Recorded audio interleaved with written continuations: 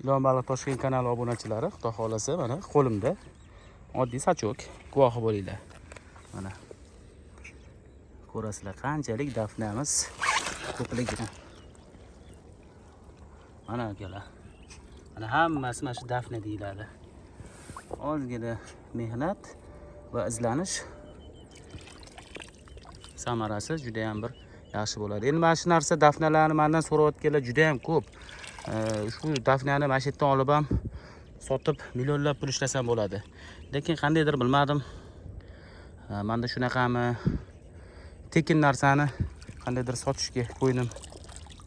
G'alati bo'ladi. Endi to'g'ri ozgina mehnati bor.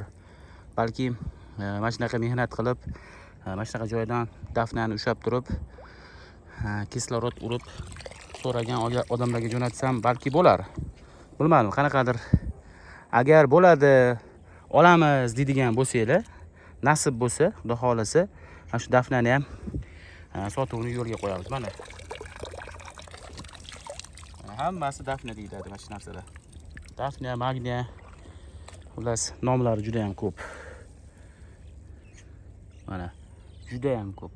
Millionlagan dafnalar akalar. Buni olasizlar-da, keyin anaqa paqirga to'ksanglar. Mana.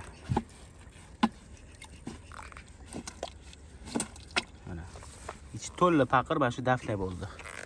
Mana. Chekada qanchalik ko'rinyapti bilmadim. Mana.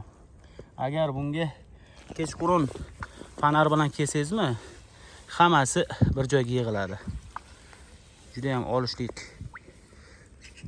oson bo'ladi. Endi bunaqa joylarda maslahat beraman, arzimagan bitta dafna uchun kechqurun kelib bunaqa joylarda yurishinglarni tavsiya qilmayman. Mana hozirgi soat video ko'rayotgan paytimiz 6:30. Mana dafna ovlash uchun kelganmiz.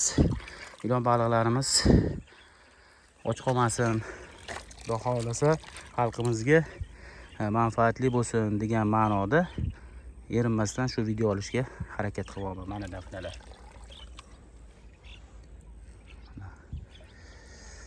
Qancha kerak bo'lsa shuncha bor. Mana.